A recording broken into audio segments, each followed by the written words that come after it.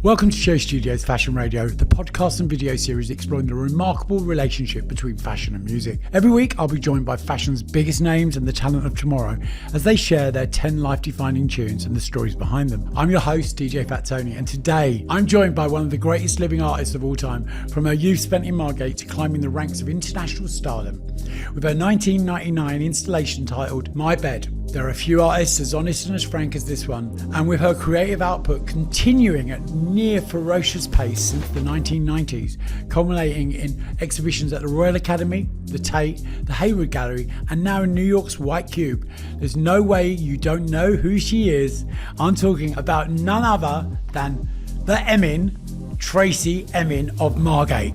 Right, let's start off with, what do you listen to lift your mood? What music, what is the one track that you really listen to that lifts your whole mood? There's a few different tracks, so it's quite complicated. Of course it is, it's Tracey Emin. And it varies on the year, the time, what I've been going through and why I'm listening to it. Mm-hmm. So I've got my classics, which would be like Young Americans, David Bowie, where I'd play it really loud and sing. Yeah. Because it's only usually Bowie songs that I know all the lyrics to all the way. But I'd also play something crazy like Fine Young Cannibals. It's the first time we've had Fine Young Cannibals on the show, which is on this complete podcast. No one's ever mentioned them before, which I find quite remarkable because they're so amazing. And I'll tell you what's really remarkable is I'm having some kind of brain seizure at the moment. I'm trying to remember what Fine Young Cannibal track. No, of course I know which one it is. You know, I'm not going to sing it though because I can't sing, but I know exactly what I'm thinking. But I'll remember in a minute. It's of course. Put me on the spot. But I would like Leonard Cohen, Lover Lover, Nick Cave, lots of things by Nick Cave actually, which I do sing along to. Stupid Girl, Garbage. But it's kind of also quite eclectic. So, but it has to be do with the mood that I'm in. There isn't. What happens if you come home in a really bad mood? Which is the one track that would you think, I just need to listen to? What is the one? It goes something like this. It goes, Alexa, play relaxing piano music. And I can't tell you what any of the tracks are. I can't tell you who it's by, but my cats love it and I love it, and it immediately soothes me. And so before, when I was younger, I'd get really drunk when I was painting, and I'd play, and when I had CDs, and so it'd be really easy. I'd play the Scissor Sisters for 4 days, really loud or something. And my biggest one was when my boyfriend left me after 6 years, and this is a bizarre one, but I played Angel by Robbie Williams. Yeah. Oh my God. I've been really thinking about the interview today, and I was thinking about, like, I'm not a pop girl. I've never liked mainstream music. I've never liked mainstream things. But it's really funny, at times of need with music, I've often gone to something which is much more mainstream. And the reason why it's mainstream is because it's much more palatable to listen to. Yeah. You know, Angels by Robbie Williams is one of the most played songs at weddings and at funerals. And by me, yeah. And by you, yeah. But I've just been really honest, because I'd like to be like, I could be uber cool about all my music and all my tastes, but that's not really the truth. That's not what always comes to my rescue. I think though now, because I can't hear properly, I'm supposed to wear 2 hearing aids, I have a really big problem with high-pitched sounds and very low-pitched sounds. So a lot of music that's really interesting goes one way or the other, and music that's kind of just, you know, like very simple classical piano music is quite soft, and and I can just hear it playing, and I find it soothing. Most things that some music I can't listen to because it makes me, it's almost like listening to a fire alarm or something, like someone screaming. So music for me now, as I've got older, there's a different reason for it. It's not the same reason as what I had when I was 20 or something. Well, you love dancing. You're a nightclub girl. You love to go out and party and dance, and that's kind of like very much a part of your existence. So do you still go out and party and dance? No, do you still like to dance? I can't dance because of my surgery. It's really hard. And it's also really hard when you've got like a bag of piss And it's really I've had quite a lot of bags of piss attached to me in my time. It's also really easy for that bag of piss to throw itself off across the dance floor, and that would be a bit embarrassing, really. It wouldn't be the worst thing that ever happened, but I could really do without it. And now it's a matter of getting my confidence back to and I can't dance the same way as I used to. So before I could move any way I wanted to move, and now I can't move the bottom part of my body so easily at all. It's kind of really, really stiff. And so now when I dance, I feel much like when old people dance from one foot to the other. I'm much more like shuffle, that. I shuffle, the dad at a disco. So if I'm sitting down, I'm like the coolest person dancing sitting down. But when I stand up, I haven't got it anymore. And so but sitting down and dancing is just the same. When we were in lockdown, we weren't allowed to dance. It was taken away from us. It was one of the things that we weren't allowed to do because you weren't allowed to have contact, you weren't allowed to sing, and you weren't allowed to dance, right? What the fuck was that about, right? You know, the thing about it is we were doing these parties where everyone had to sit down and they had to chair dance. And at first it was really alien, but by like sort of a month, 2 months in, everyone was really into it. Yeah. And it kind of just like restored, just, you know, where there's a will, there's a way, right? And I just think there's something really cool about the fact that, you know, we adapt really easily. Well, last year there was a voguing competition in Margate at a place called Albiz, and everybody was trying to get me to go. And I just thought I'm just a bit too old and too shy. But then I really regretted not dancing because, of course, I could have excelled on that dance floor. Of course you could, yeah. So I'm now sort of thinking, and also in Margate, we've got our performance artist in residence, Ted. I've been dancing with him a bit, and I'm starting to get my confidence back a bit more. Yeah. Because for me, dancing isn't just like jigging around. It's actually a real freedom of expression because, as you say, it's something I've always done since really seriously on the dance floor since I was very, very young, you know. So, what gets me dancing is interesting. Okay, what's the influential track from your childhood and why? How young? However young you want to be. It's just that one track. Well, there's all different kinds of tracks. So if some people would think young is 13, but I was like having sex at 13. Yeah, so was I. Hello. You know, young, right? So my young track, it would be Where's Your Mama Gone? Chirpy, chirpy, cheep, cheep. Genius. And I think that's because my mum used to disappear a lot and go away a lot. And she was away, she worked all the time, and she did disappear for about 6 months a couple of times. And I think that song for me was like always embedded in my head. How amazing. But in a really serious way, not just like a child. Because it wasn't exactly, it was such a cheesy song. Yeah, but when you think about the lyrics. Yeah, no, of course, right? Last time I saw your mum, she was singing this song. It's kind of like... Ooh-wee, chirpy, chirpy, chirpy. No, but it's dark. It is dark, yeah, of course. Yeah. But, you know, it's one of those songs that the lyrics, however... Some people might find them cheesy or some people might find them misplaced. We always latch on to that. That's the sign of good music. If I was to hear that song now, I'd be really pushed back into being a 6-year-old child, and I'd be immersed in some kind of strange sort of like past and sort of slightly... Euphoric, right? No, not euphoric. No, sadness. No. I'd be really sad. Does it still have that effect on you? Yeah, when I hear it. Is there any other tracks that had that power in you? Yeah, there's lots of tracks from when I was young. There's all different things. So of course it depends when you're talking young. But for me, David Bowie, Rock and Roll Suicide. Oh, we haven't had that one either. Everyone always goes with Ziggy, or they go with, you know, Young Americans, but we haven't had that one. So that's a good... and this is quite. I will name drop as much as I possibly can. Oh, please do. No, but David always really loved this story because he said the same. Oh, Rock and Roll Suicide, that's kind of like a bit left field kind of thing. How come? And I said, because when I was about 13 or something, 14, I drank a bottle of sherry and drank this whole bottle of sherry listening to rock and roll, listening to that track again and again and again. And he said, what happened? I said, I projectile vomited everywhere. He goes, then what happened? I said, I hoovered it up. He said, what do you mean you hoovered it? I said, I got the hoover and hoovered. And he said, how wet was it? I said, very wet.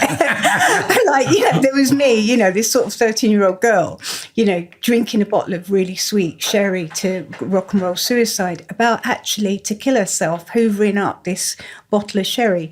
So that for me was, and I actually really remember it really clearly, and I actually really did feel suicidal.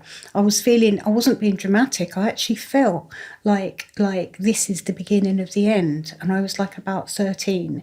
And to feel like that at 13 is really quite heavy and strange. Yeah. And it wasn't like, oh, I'm going to be like a romantic poet, or I'm going to be, you know, like, it was close. There was this close thing that I actually wanted to embrace some kind of death at that age, which is quite weird. Yeah. Have you drank sherry ever since then? Not really, no. No, you know, it's like one of those drinks that you get sick on and then you never go near it again. Yeah, but we never really had much alcohol in our house at all.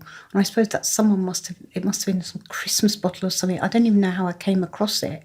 But because I was a bit of a cider drinker, obviously, when I was very young. You were. You got that face. Yeah. I mean, we all had cider in the 70s and the 80s. Like in the early 80s, snake bites. Yeah. With blackcurrant. Yeah, of course. Yeah. You have all that sugar and that, like, the craziness of the cider. So what's your favourite song to listen to when you're making art? It's a good one, isn't it? Yeah, it's a really good one because it's a really boring answer. It is Radio 3. That's not a boring answer. Why would you? That's not a boring answer. You know, for me, it's like I once said that you'll never be lonely if you listen to Magic FM. How can you be lonely when you're listening to Magic FM or any of these stations that play the classics? I'm going to tell you why. Because when I was younger, I would listen to all the music that I loved, right? Whatever was in my mood, but it was always like slightly indie. It was always outside of music. It was always like Bowie, Lou Reed, Leonard Cohen, you know, whatever. And lo and behold, I'd find myself somehow the lyrics would be so ingrained into my head that I actually wouldn't be freely painting. I realised that I was being restricted by the lyrics. So I didn't even realise it. That was a subconscious thing. And then as I've got older, I've stopped listening to music more and more. But the reason why I said about Garbage and Stupid Girl was because after my surgery, the first song that I actually really let rip to in my studio, and I played it on repeat, really. Next one, someone was having some karaoke party near me, right? And I could hear it. And at the beginning, it was okay. And I was trying to be philosophical about it, going, well, you know, they're having fun. So I just thought, well, you know what I'll do? I'm going to be really cool about it. I'm just going to crank up my music. And I turned up Garbage really loud and put it on repeat and started dancing quite a bit. It must have not very well, and dancing. And I was so happy. I felt so free, and it was so brilliant. And it was perfect lyrics and perfect music to do it to. So that was kind of good. But I didn't paint. I was just dancing. Yeah. But and also with Radio 3, it's good. I don't want to know what's come. I listen to like a concert or something, or opera or something. But it's quite good because I'm not that knowing. So it's just a beautiful sound for me quite often. Just in the background. It almost becomes like a white noise in the background. And it's really calming. And that's what I mean about being a bit boring, because I'm not being really directional about, yes, this really gets me going, and yes, that's what I really listen to. Was I know 20 years ago, if you'd asked me these questions, I would have been boom, boom, boom, boom. Really could tell you everything I listened to last night. But that's not how it is anymore. No. It's different. Yeah, but that's why you're here now and not 20 years ago, because it's really important that the fact that you're being so honest and saying, oh, it's boring. It's not boring. It might be boring to people that know what they want to listen to, but like for me, there's something really soothing about having something in the background that I'm not in control of, because I'm a control freak, as you know. But like if I'm not in control of that music and it's there, there's like a real element to it that just lifts me, because I'm like, oh wow, what is this? And out comes the phone and I try and Shazam it. Yeah, but then there's this other thing I listen to. It's called classic medieval music. What the fuck is that? Right, so I quite like Elizabethan music. Okay. Right, so I said, right, play classical, like medieval music. And some of it is really gentle and really amazing, but then it sort of goes into this really awful sort of like... jousting music. But after the jousting, it sort of goes into contemporary sort of new wave Burning Man jousting. Oh my God, yeah, okay, with drums and everything.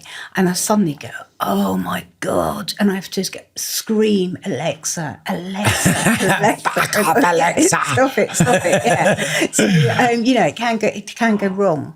So, yeah, it's whatever. No, I was going to say to you, where do you see art in fashion? Well, anyone who knows me really well knows when I was much, much younger, when I was like sort of 15, 18, 20, I was really, when I say fashionable, I wasn't fashionable, but I was really ahead of the trend. Yeah. All the people I knew and everything. I didn't live in London, stayed in London all the time in this squat in Warren Street. And there was people there that were really all at St. Martin's or Royal Art doing fashion and everything. And in a weird way, that's what really persuaded me to, part of the reason why I wanted to go to art school, because these people like 5, 4, 3 are older than me. Yeah. And it was kind of quite inspiring to think about going to university to do art.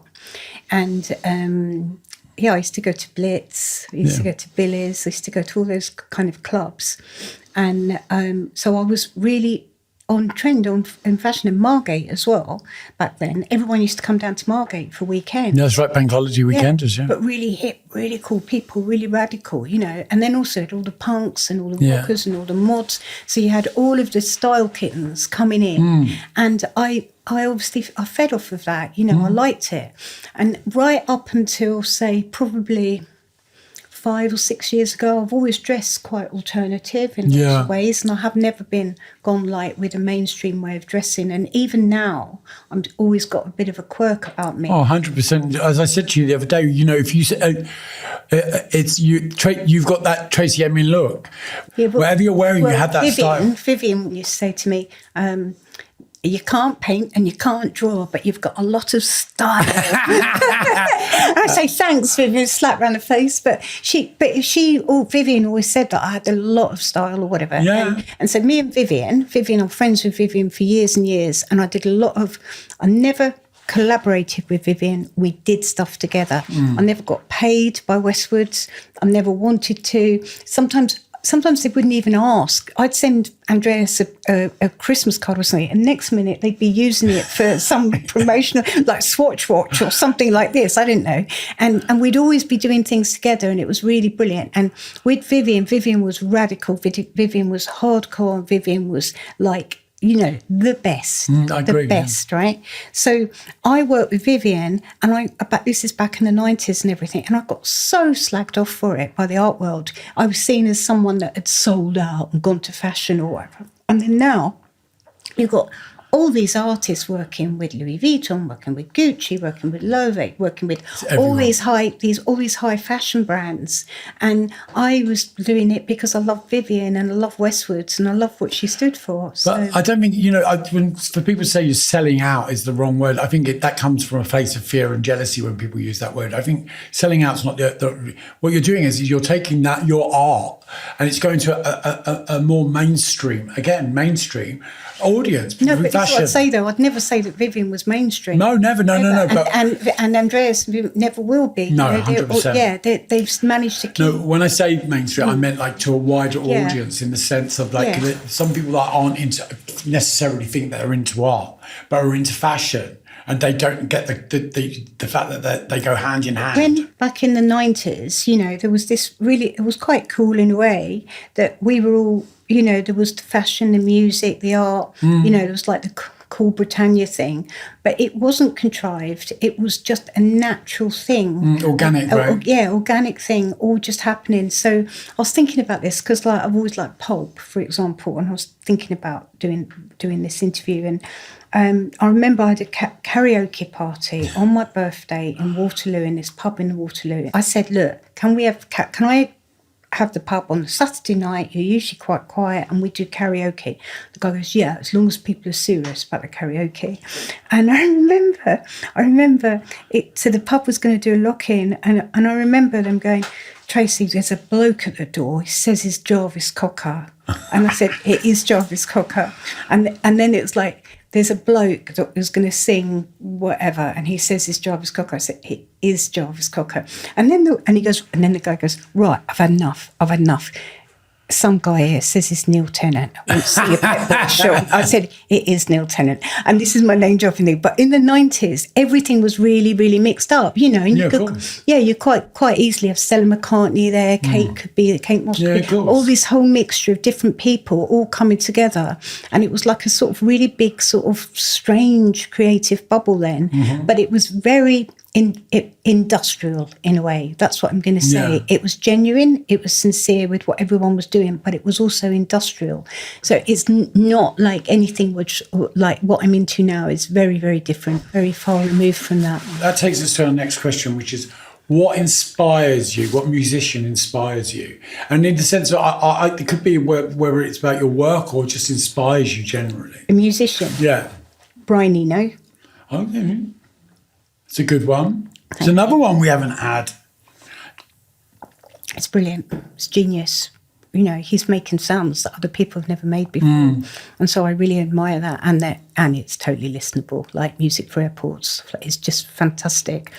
So also, my biggest inspiration, of course, is David Bowie. Yeah. So, but everyone knows that, and I think David's lots of people's inspiration, which is amazing. It's from doing this podcast for like the last 20 odd like podcasts that we've done. Everyone brings Bowie into every podcast, and whether they be whatever age they be, they bring Bowie into it, and it's quite remarkable. Well, it's not remarkable. Well, it is remarkable, but it's not remarkable in the grand scale of things, because how that man has influenced so many generations and will continue to. Yeah, well, I was friends with him. I know you were. You name dropped it twice already in this. Yeah, well, I don't think you can name drop too many times that you're friends with David Bowie. You can't. It's because no one ever believes. We'll have the David Bowie hour. Yeah. Welcome to the David Bowie show. We're having Tracey Emin talking about David Bowie for an hour. No, I'm not going to now. I'll fuck that up, and I'm not going to tell you any anecdotes. I'm not going to tell you any stories. Oh, no, please. Next question, please, Tony. Okay, well, the next question is, because you've answered that one anyway, the best music video in terms of fashion. Oh, well, you know what that is, don't you? Which one? Fashion. You love it? Okay, not Scary Monsters, Super Freaks. Yeah. But also what's quite annoying about that was I was there at Blitz when they were choosing the only reason I'm asking you to say it, because I know the story. Go on. Yeah, they were choosing the people for that video. And Steve said to me, yes, you can go upstairs. So I went upstairs and I was at the table, and David Bowie was at the table. You know, I was like sort of 15 or 16 or something, and David Bowie's like diagonally opposite me. And I said, choose me, choose me, choose me. And I never got chosen. And then I remember seeing when the videos came out, and I was really pleased though, the fact that I knew the people that were involved and knew the people who made it. And it was kind of like really, like now when you look at it, it's kind of very flawed or whatever. Oh yeah. But it was quite something, and it was good for David that he went into that environment and said, I'm going to have young creative people doing this. So, you know what I mean? And he chose it. He chose some good ones in it. Do you get what I mean? You couldn't really get better than the ones that he chose. Yeah. Sorry. Me. Yeah, well, you should have been on the B list of it. I think I was probably on the underage list. Yeah, exactly. That's probably why you didn't get picked. Yeah. So fashion and super. What else? I couldn't actually think of any. Well, there you go. You chose. I mean, literally, those you can't really top those tracks anyway. I mean, there's all those classic ones which everyone will say because they're good, but like which ones will come on that I'll watch and think, like with Fashion Channel and all that. Yeah. Or whatever, or MTV, how MTV used to be. Yeah. And I think a lot of there's these classic music videos which everybody knows about, which everyone can talk about, but that's not what I'm into either. Good, I'm glad you're not into them anyway. Okay, what song did you listen to whilst getting ready this morning? It's worse than Radio 3. Actually, there was a bit of Radio 3, but there was a lot of Radio 4. Oh, God, right, okay. So we're going downhill now. In my head, I think I listened to something like 5 Years, Stone Love. Probably listened to Pin-Up's album In My Head by David Bowie. Amazing. I love 5 Years. 5 Years is it's such a depressing track, but it's such a brilliant track. Yeah. I suppose I was to go home and listen to if I had a record player and put an album on, it would be probably Dark Side of the Moon. Okay. Something like that, because that was soothing and relaxing. And then again, reminds me of my childhood. Yeah. Really childhood, like when we were little, playing the record player kind of thing. But I'm not... It's not music. It's a really hard thing, because I went to a psychic and they said, you've got to listen to more music. You've got to listen to more music. But I can't listen to it because it hurts me so much. Most music to listen to. I love the fact that you use music to soothe you, because a lot of people use music to stimulate themselves, you know, like literally just like to take them to a place. But I love the fact that you feel music and you use it to actually calm yourself and to actually take you to a place of tranquility. I think that's kind of a remarkable place to be. Because it's really that's the magic of music, is how we adapt it to where what we want it to do. Do you get what I'm saying to you? It's I'm one of these people. Often if I go for coffee or something, I'll go somewhere and they've got music playing too loud that's like sort of slightly higher decibels. I'll really politely ask if they could just turn it down a little bit. So but I'm just, as I said, I'm just being honest about it. It's just like you're saying, I use music now for a different reason from when I was younger. So it's like, I love the Clash. I love the Clash. I go, and there's certain songs that when I listen to them, I used to go crazy to dancing and everything. And now I'll just sit there and sort of remember. I've got more like memories now. It's to do with memories. It's to do with the past. It's like a Tracey that is gone. She's gone. And then there's this other Tracey that's here, which is the soothing music. And then there's something which is coming. But, the thing is, it's like, the Tracey that's here now is the Tracey that's content.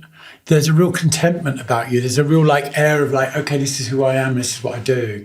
Not like this is who I want to be or anymore. You're kind of like, it's like a lot of people are always on the way to arrive and they never actually arrive. But that you've arrived and you're like really calm and you're like really, and there's like, ever since I've known you, you've had that tranquility about you. Do you get what I'm saying to you? It's kind of like you're Tracey. You know what I mean? It's a remarkable thing. It really is. I don't want to like go into it because I start getting all like emotional, but it's a remarkable thing to actually be in that point in your life where it's like almost like everything's enough. Yeah. Do you get me? Yeah. People don't ever get to that. A lot of people never get to that because they won't allow themselves to. I really am at that point. Yeah, definitely in my life. Do you think that's come from being ill? Yeah. I think it's also come from not drinking anymore, and also going back to Margate, because like I've been full circle. I've gone all the way around the world, and then I've gone back home. Home in Pigeon. Yeah, and I also mean it like metaphysically as well, because of like when you always, you either want to fuck or you want something. Always. You're out there, you're looking for it, you need it, you want it. Well, now I'm not. You're not chasing anymore. No, I'm not. Right? No, I'm just happy here, and things might come past me or things might go or whatever. But whatever it is, I'm become the centre of myself much more. And I haven't gone to some therapy, I haven't gone to some guru, I haven't done some sort of magical course up a mountain or something. I've been really seriously ill. And when you're that ill and you think you're going to die, you think you've got 6 months to live maximum, you really sort your shit out, or you don't. Yeah. Like, that thing about living every day like your last. Yeah. Well, I do live every day like my last. So if someone said, well, that question, if you thought you were going to die, how would you live? Yeah. What would you do? And so some people go, oh God, this is like doing fucking everything. Yeah. I go crazy or whatever. And other people say, I go around the world, or other people say this or that, or tick everything off. But actually, most people just want to have a normal day. Exactly. People always go, well, if because the amount of clean time and how long I've been sober, people go, if you were going to die in a week's time, would you do loads of drugs? I'm like, no, I want to spend every minute of that week doing something that I loved. Yeah. And drugs I don't love. Yeah, I want to be in the moment. It's possible, yeah. In the moment. Yeah. Because there's nothing can replace that magic of being in the moment. Yeah, because I spent so long of my life not being there. It's like this thing. One of my favourite things to do, if I can do it, is sleep. So it's like, I've got nothing to do. I'm going to sleep, because it's rejuvenation. It's real quality, Yeah, exactly. And there's these sleeps that you have that are just so good for the soul, that are so brilliant. It's like bathing in the most brilliant water or something and you wake up and you go, wow, I've got a different face. My face feels different. My smile feels different. My eyes, and all of that kind of stuff. It's like, it's what makes life good, and it's a simple thing and it's a free thing, but we're lucky if we can have those moments as well. A lot of people can't. Okay, right. If you could raid someone's wardrobe, right? Anyone, living, dead, past, without, not David Bowie, not joking. Who would it be? Thin White Duke would be a pretty cool look. Amazing. Yeah. You want me to say David? No, you just say David bloody Bowie. No, I wouldn't. I mean, David, like, that's a different thing, isn't it? And as you said, we're not having a David Bowie hour. So I think Vivian's wardrobe would be pretty good. Yeah, incredible, yeah. Yeah, it's brilliant. And Vivian could give me a lot of clothes and stuff. So Vivian's personal wardrobe would be pretty amazing and beautiful. Mind-blowing. Andreas gave me Vivian's night-shirt for my birthday, her actual one. Yeah, so that was really lovely. So I wore it for my portrait for the New York Times. Amazing. And I just wore the shirt, no bra, no underwear, and just sat there in Vivian's shirt. And I thought, this is so cool. That's so, it doesn't get cooler than that. Yeah. Come on, Yeah. What song best represents your art? Well, I had a show that was called Stone Love, but I can't talk about that, can I? Because it's David Bowie. You can talk about that. I was joking. It's about you. All right. I don't want you to change your answers or change what songs you love, because I was being facetious. No, this is about, again. Facetious since I've arrived. No, actually, a song that represents my art, I think, would be... Well, I actually sort of think something quite classical, probably. Now. Really? Yeah, whereas before I wouldn't have said that. Yeah. So what would you have said when you did bed? What would that era? What would that song choice been then? I think with my bed, it would have definitely been sort of rock and roll suicide or something like that. Yeah, definitely. Yeah. But I think. Yeah, so really I shouldn't be doing this interview. I should do this interview in 10 years' time, or I should have done it like 15 or 20 years ago, because my answers would have been a lot easier. And now it's just like, it's not like I don't know, like I haven't got the answers. It's just that I'm just quite content with what I have. And it's not like I want to sound cool and looking for the right answers. But there's all different kinds of music, really, which sum up what my art is. And I think definitely soundtracks that go with my art, of everything from Leonard Cohen, Johnny Cash. I love the fact you said Johnny Cash. Yeah. It's my dad's favourite. That was Johnny Cash, definitely. Cash. And then also I like a lot of Elvis Presley. The really raunchy stuff, the really good stuff. And I made a film called Burning Up, using Elvis Presley song, which I really, because it was just so sexy and it's just so brilliant. And what else? Sylvester, You Make Me Feel Mighty Real, was why I never became a dancer, is what I used for that, because that was, when I was young, that's what I used to love dancing to, and in dance competitions, that's what I used to dance to. And now when I think about how poignant, and I met Sylvester amazing when I was 14, and I was dancing at it's Heaven now, but it used to be called Global Village, yeah. And I was dancing at Global Village, and some people came up and they said, "Oh, we're A&R people, whatever." And Sylvester's come in, and it would be really great if we're trying to get people. Do you like? Because I was dancing to Sylvester, and they paid my fare and everything. And I went to Heathrow. How amazing! So what an incredible story! And then he'd remember he had sort of like glittery cowboy boots on and a great big giant furry jacket. And I remember when I was swimming, like going, "Oh my God," because he's like, "Oh, yeah." It was like a whole PR thing. Yeah. But I was really young. I was like about 14 or whatever. And I remember, so it was it's quite weird, like to be 14 dancing at Global Village to Sylvester and then going to Heathrow and being like an adoring fan or whatever. But, I mean, I don't know. I don't think I've known anyone who's actually said that they met Sylvester, which is kind of remarkable. Yeah, but it's quite funny with me because all throughout my life, I've met really good, cool people. Or if I've liked something, I've somehow, like when I met David Bowie album, right? When I met David, I was sitting in a restaurant in Kensington somewhere, like near Earls Court, small Lebanese restaurant, not expensive, really cheap, off the beaten track, nothing flash. Sitting there, and someone came over, leaned across the table and said, "Sorry to interrupt, my name's David. I'd just like to say I really like your work." And I looked up, and it was David Bowie. I put my hand out, shook his hand, and I said, "Likewise." That was mad, and that was it. That was it. We'd become friends. Yeah. Everyone you talk to, and you say, "Oh, I was speaking to Tracey," I love Tracey. It's like, you know. And, well, there is, you know, I think when I was drinking, it could have been another side to that. That's enough about all of us. We all, you know, that's not us. That's not who we are when we're drinking.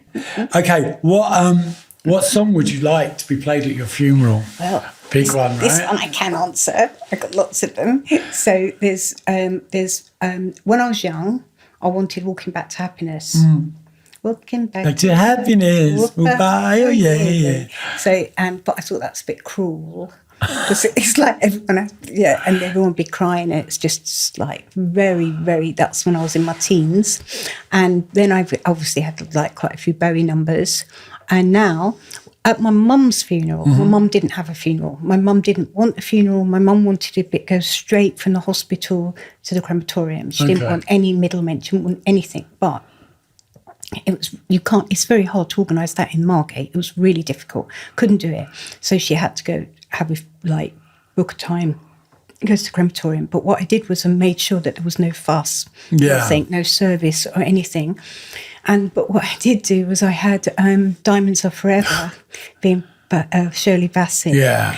And Frau Requiem when we went in, and then Diamonds Are Forever, and that was it. And then just my mum's coffee. Going to Diamonds. And and then the lyrics for Diamonds Are Forever are really good. And so that's kind of dramatic, but it was sort of low key because there was just 4 of us there or whatever. And there was no funeral, no ceremony, no words, nothing, nothing, just tears. And my mum had a lot of humility. Right, this is brilliant. You're going to hate me for it. My mum said, "I want to go like David Bowie." Oh my fucking God. My mum was so impressed that, anyway, David Bowie didn't want a funeral, didn't want anything, nothing. And my mum said that she thought this was a really good thing to do. And then also I thought about how much humility there is with that idea. It's like, well, I've done this and now I'm going. Whatever. So I'm not like that. No one would allow you to be like that. When you go, it's like, I'm going to have, they're going to go, the M2, and the M2, be throwing flowers onto the coffin. Yeah, no, there's great, tailbacks all the way from the M2 and everything, going to the crematorium near Canterbury and everything, and whatever. Margate is actually closed that day. The flying eyes. Oh, of course it is. It's all like, everything, whatever. But music-wise, I know now what I would like. And definitely. what is it? Well, when I went to Vivian's memorial, Nick Cave sang, and I thought it was so touching and so into my arms. It was so touching and so amazing and so beautiful. And I cried, but I cried not just because Vivian had gone, but I cried because his voice and the sound of it was so real and so beautiful. I thought I would really like that at my funeral. I would love that. Beautiful. So, yeah. And maybe there's a club where he sings it at everyone's funeral. It's called whole group. I want to be in that club. Yeah. But to go full circle again, which is really brilliant, right? If you want to get me dancing or try to get me dancing, this song to play is Crazy by Niles Barkley. Oh, really? Yeah. That's an odd one. Yeah. I love that song. But that will just get me up straight away. Even when you're dead in your coffin? In my coffin, you put that on and pop out. Right? I'll make sure we don't put that on at your funeral. Don't need you back after going through that. This is really good though, because I saw Nick Cave singing that. Get out of here. At Hoping Foundation. Wow. Fundraiser. So you want Nick Cave singing Crazy? Yeah, both. Okay, so you want both the tracks, right? Okay. There it is. It's put out there now. So that would be genius, right? I love that. So let's talk about Margate before we go on to the last and final question. Let's talk about Margate and what you're doing with Margate, because you know how you've regenerated it and like just turning and opening the school and doing everything that you do there. It's like it's a real passion for you, isn't it? Yeah. And it's so brilliant going home and knowing you're doing the right thing in the right place. And it's like, with the success of my art and my career and all that kind of thing, you can only go so far with that. And I'm not the world's greatest socialist. Everybody knows that. But what I am good at is understanding when I have enough. Yeah. Right? And I think everybody, when you've got enough, doesn't matter what level the enough feels at, that's when you have to start giving back, because otherwise you'll start getting full up. You'll start feeling, it will just regurgitate. Yeah. It will just be implode. You'll implode on yourself. Yeah. What you can do, go and buy another jacket, go and buy some more shoes, go and buy another car, go and buy... I feel seen. And I can't keep doing that. I don't want that. But what I want is art. Yeah. And I would like to go and buy myself a monk. But instead of buying myself a monk painting, what I've done is opened up an art school and art studios, which is all non-profit. It's all, there's artist residences. I've now I bought a house which I renovated for 4 artist residences that have a studio and live in.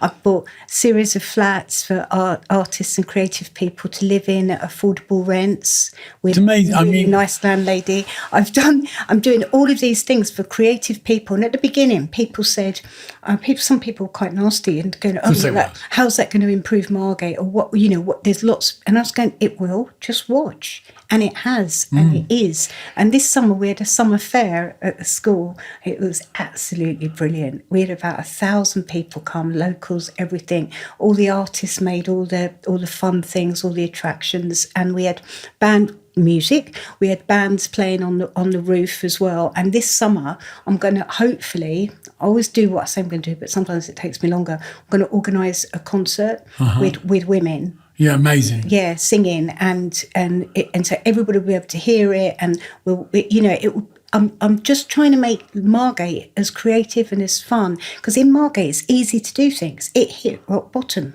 Yeah. So once something's got to that level, you can say, I'm going to do this, I'm going to do that. I bought a pavilion, a swimming pavilion, which I'm renovating to turn it back into a swimming pavilion for local people to swim in the winter and all year round. So there's lots of things you can do there as long as you love what you do. And a lot of people in Margate are really pioneering. They're really creative, and they're busy. They believe in what they do, and they're not looking over their shoulder. They're looking forward at what they're doing, and they're self-driven. And that's a really exciting atmosphere for me to be in. It's incredible. It's like, because when like I was reading the other day about these guys that bought Brixton Market and how they're just regenerating it, but doing it at high prices, and they've driven all the locals out. And Brixton Market is no longer allowed to be a Brixton Market, and it's now like, coffee shops and everything that it shouldn't be. Yeah. And there's uproar about it, and of course there should be uproar about it, because it's Brixton Market. It should never be turned into what they're turning into, the high rents and pushing people out that can't afford to be there. And that's not what you're doing with Margate. That's not what I'm doing. No, exactly. That's what I'm saying. And there are some people that are doing that, and there's some sort of scummy landlord people and everything like that. But, what's quite good about Margate is the creative people really got a foot in the door before anyone else. Good. And we're keeping it, and Margate has really brilliant pride as well. Really fun in August. Everywhere else it's in July, but in Margate it's in August. That's right. And the town is... you did, yeah. It's absolutely fantastic atmosphere. It's amazing. So there's all these really brilliant positive things about Margate. There's a few well-known people moving down there, and I say to them, like, there's one person who's an actress, she's quite well-known, and I say to her, when you're in Morrison's, do you ever get recognised? And she goes, no. It's like, no. And also, in Margate, everyone's too cool for school. Of course. Oh, there goes that. Oh, yeah, look, there goes that so-and-so. There's that so-and-so. So it's relaxing, it's nice, the nature's amazing, the sea's brilliant, the swimming's fantastic. And I've really made the right decision to go, look, you can go all over the world, and then if you have done that, and then you come home, and home makes you happy, it's the best feeling. It's home. Yeah, right? and people say the to real me, meaning of home. Yeah, and people say to me, aren't you worried about going back to Margate and your childhood and a ghost and all that kind of thing? And I'll say no, because like I'm different and Margate's different. So we're both there at the same time now. Yeah, of course. It's lovely. I love it. And you never went back, you went forward to it. And it's a different and Margate's thing entirely. going forward. Margate's, it is a fun place, and it's a true place, and the architecture is really nice as well. And that's the thing, artists always go to good-looking places. I always say wherever art goes, commerce follows. Yeah. But as I say with Margate, we've already got a foot in the door first. You've already taken it over. We're taking it, yeah. Good. What track represents how you feel about life right now? David Bowie. No. No, it's just like what it's like. No. That contentment, that happiness. Yeah, like I told you, I'll just say, Alexa, play relaxing piano music. That's the track that I'd like. That's it, right? That's it. It's as simple as that, right? Yeah, and I listen to that all the time. My cats listen to it. It makes me feel really calm. It makes me feel gentle. I can go to sleep with it on. I can wake up with it on, and I just feel calm, and it's good. I don't want a track.